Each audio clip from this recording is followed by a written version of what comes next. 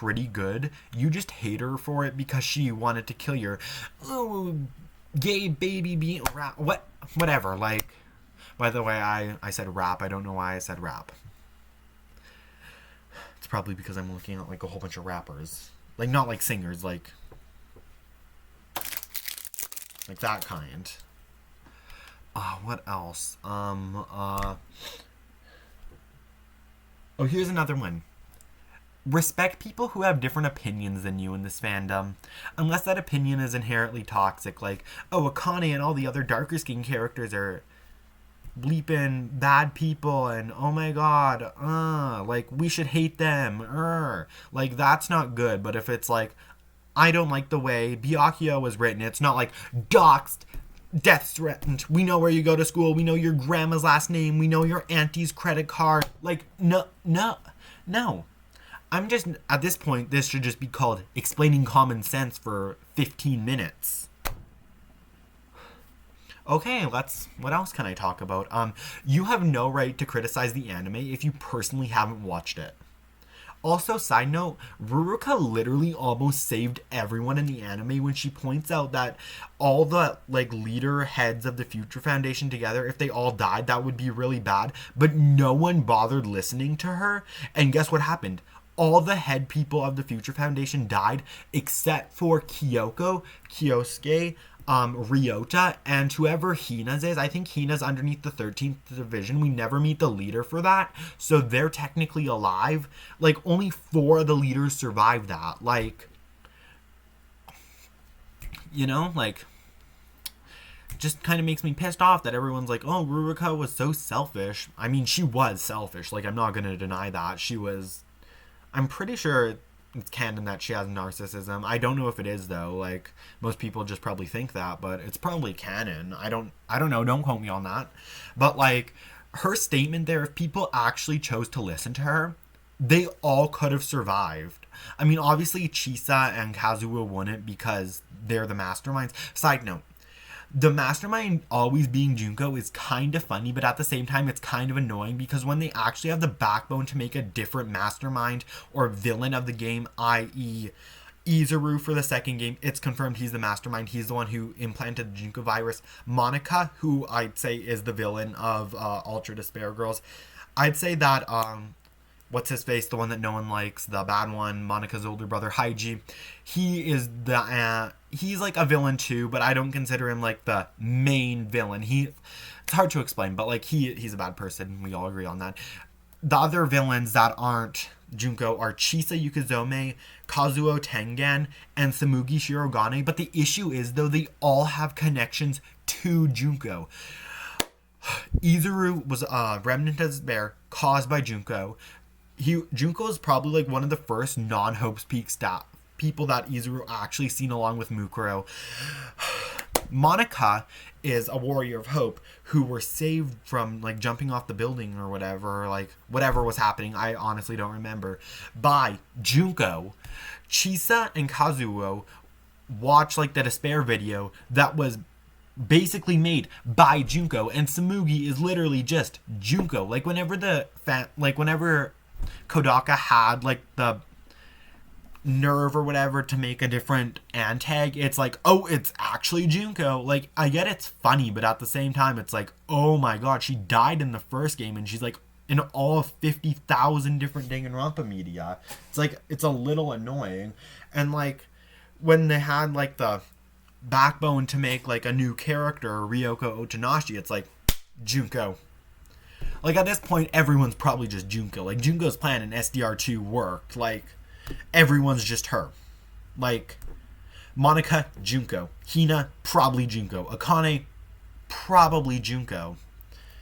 Like, next one. I think I'm going to move on to shipping now. I talked about some shipping in the first bit, but, like, shipping toxic ships isn't okay. Like, Toga Fuka, that's the only, like Mikon X Junko, Kibo X Himiko, not Kibo, Kokichi X Himiko, Kokichi X Kibo, Kokichi X Gonta, Kokichi X Kaito, basically Kokichi X most of the cast. Like, he bullies Miu, manipulates Gonta, tells a crying Himiko that her, like that her friends died was her fault and that she did it. He constantly like pestered Kibo and was really rude, despite Kibo being like, "Hey, don't do that." Like he blackmailed Kaito into becoming the Blackened so Maki wouldn't. He told Kirumi that her motive of trying to save all of Japan was, hee, that's so weird and dumb.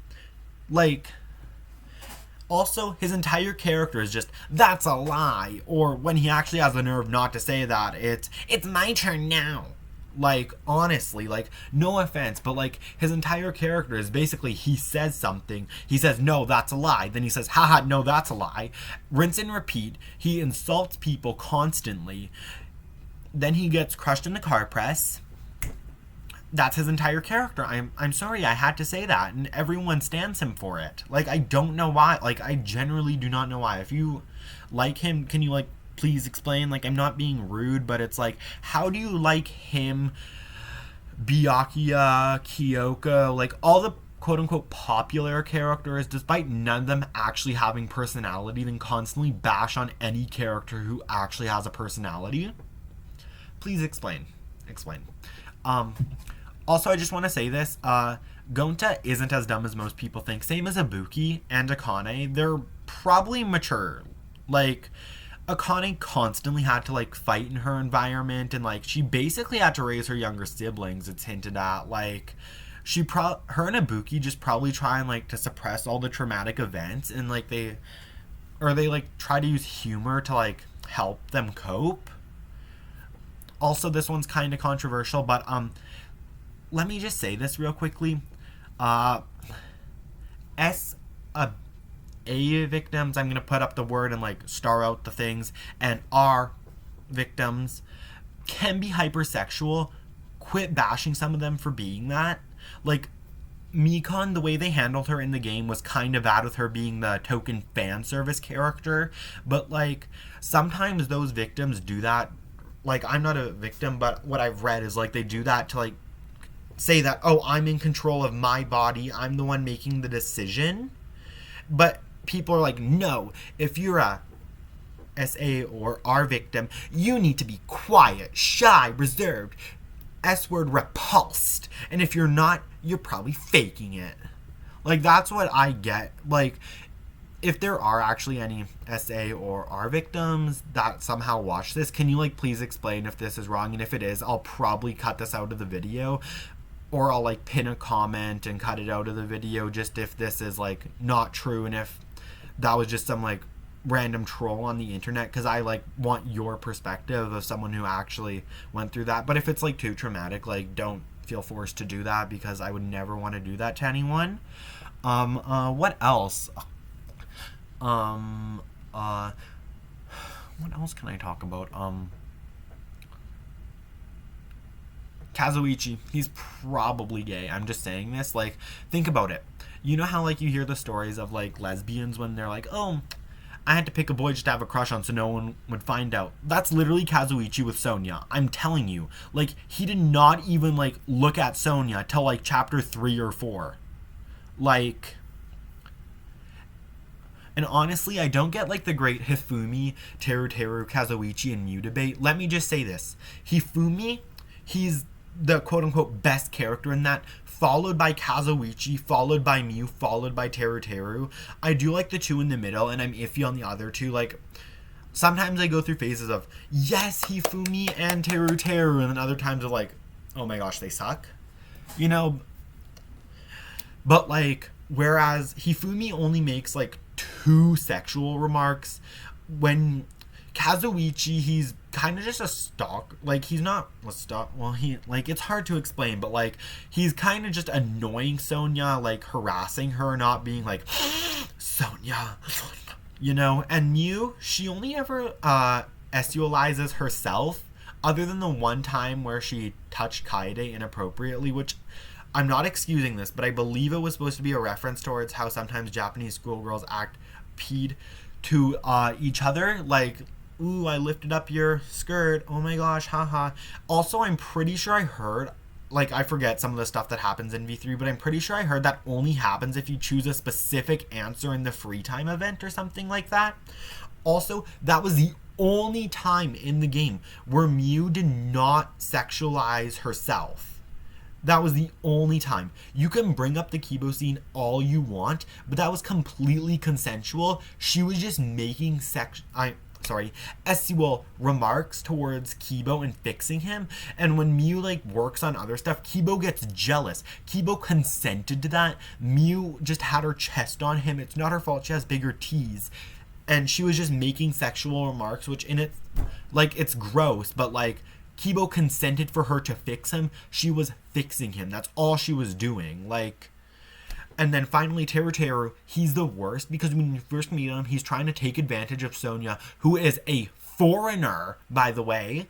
Foreigner. So she doesn't know most of their customs. Like, I hate Sonia, but we can all agree, like, that was wrong of him to do. And he's always like... Also in the anime, I know the scene where Hiyoko D's everyone, that's not very good, but like at the same time, how could Teru and Akane not taste that something was off? Like, explain. One's a chef and the other one eats a lot. Also, how come Akane was affected like 3 seconds before everyone else when she had like 80 plates before like Ibuki and everyone else finished one? Like, explain, like, I'm not justifying the scene. I'm just, like, wondering how that works in this world. Also, I don't get the scene. Because, like, it was super fan servicey to, like, Akane and Mikon. But then it's, like, Mahiru was just taking pictures and Chisa was up against a wall breathing. Like, she was, like, not even SULE. She was just, like, breathing. Like, also, Mahiru taking selfies is kind of ironic considering she said that she doesn't like selfies, I'm pretty sure. So... irony, that's kind of funny. Okay, what else? Like, this has gone from like Kokichi sucks to like Juzo and like, oh my gosh, this is really long. I've probably mentioned like all the characters like 60 times by now. Seiko Kimura, yeah. Also, Kyoko is not dead. If you looked at the end credit scene of the anime, you find out that Kyoko isn't dead. She took the like medicine that Seiko made, and then Mikon helped like resuscitate her or whatever. So also, at the end of the anime, it reveals that Makoto is rebuilding Hope's Peak with the staff members being him, Yasuhiro, Toko, Hina, Komaru, Byakuya, and, who's the other survivor? I forget. Wait, who is it? Oh my gosh. Kyoko! Oh my gosh, yeah, and Kyoko. But, you know... Also in the end credit scene, it shows Hina working together with Toko and Komaru, so, they're probably friends now. So, like, yeah, like, I think that's kind of a, like a cute little friend group, like, the Cool Girl Squad. Oh, also, the way they portrayed Toko's DID, horrible. Also, Toko and Sho are not the same person, and Alter is not the same person as the host. Oh my gosh. Bye.